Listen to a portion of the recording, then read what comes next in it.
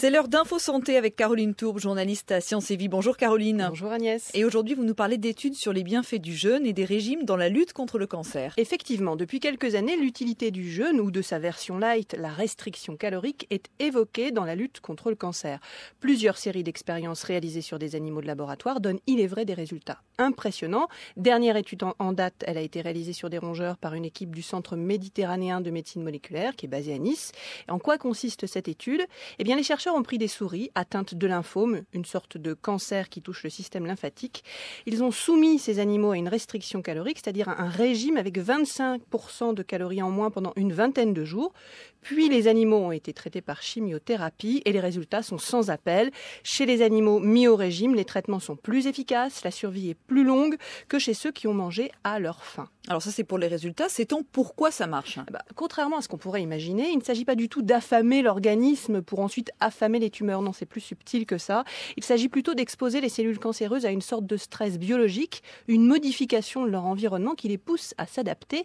Et dans le détail de l'expérience menée à Nice, les cellules cancéreuses s'adaptent à cette restriction calorique en mettant en sommeil un gène qui normalement les aide à croître et se multiplier quasiment à l'infini, sachant que cette croissance infinie, cette immortalité, c'est l'une des caractéristiques du cancer. En résumé, la restriction calorique met ce gène d'immortalité en sommeil et les cellules cancéreuses, elles perdent alors une de leurs bottes secrètes pour résister au traitement. Les médicaments sont donc plus efficaces, ils ont champ libre pour agir. Alors ça, c'est pour la restriction calorique. Et le jeûne thérapeutique, vous me direz, eh bien là, il faut parler des travaux du biologiste américain Walter Longo, c'est le pape du jeûne thérapeutique contre le cancer. En 2008, il a sorti toute une série d'études sur l'animal, notamment sur les tumeurs du sein. Il a montré que dans ses expériences qu'avec des cycles de jeûne de 48 heures avant et pendant le traitement par chimiothérapie, on avait de très bons résultats spectaculaires, même on peut dire une réduction de la taille des tumeurs plus importante chez les souris qui ont jeûné par rapport aux autres. Et en moyenne, on peut dire que c'est un quart de la taille chez ces souris qui ont jeûné. Mais ce n'est pas tout. Il semble aussi que les effets secondaires des médicaments soient moins forts lorsque les animaux sont soumis à un jeûne. Bref, c'est l'effervescence dans les laboratoires. Alors voilà pour les souris, mais pour l'homme, où en est-on ? Alors, pour l'homme, eh bien, il faut déjà rappeler, il y a un prérequis. On parle de cancer, là. On parle d'une maladie grave, une vraie maladie grave dont le traitement ne laisse place à aucune improvisation.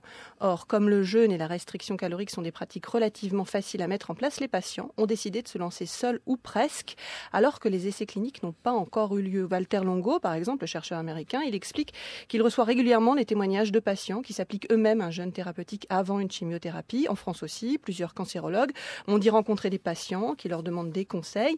Mais tous ces médecins, ils montrent une véritable inquiétude. Ils ont peur que ces pratiques se répandent sans surveillance, avec un risque direct, c'est-à-dire affaiblir des personnes déjà fragilisées par la maladie. Or, je vous le disais, pour l'instant, il faut le reconnaître, il n'y a pas encore de preuves solides que ça fonctionne chez l'homme. Par preuve, il faut entendre des essais menés à large échelle avec des comparaisons entre des groupes de malades qui adoptent le programme de jeûne ou la restriction calorique, d'autres groupes témoins qui ne suivent aucun régime particulier. Alors seulement, quand on aura comparé tous ces groupes, on pourra juger de l'efficacité du protocole et préciser le mode opératoire le plus efficace. Pour l'instant, c'est en sauvage, avec le risque donc d'affaiblir l'organisme de personnes fragilisées. Mais alors pourquoi, Caroline, n'y a-t-il pas encore d'essais, justement ? Eh bien oui, c'est vrai, c'est bizarre. On pourrait se dire, depuis 2008, il y a eu beaucoup de choses. Pourquoi il n'y a pas d'essais lancés ? Il y a deux réponses. La première qu'on entend, c'est qu'il y aurait une sorte de rejet épidermique d'une partie du monde médical qui voit d'un mauvais œil l'arrivée de la médecine sans médicaments. C'est vrai, mais ça n'est pas tout le temps vrai. Et en Europe, par exemple, plusieurs centres de cancérologie, dont certains en France, se sont rassemblés pour lancer un vaste essai clinique.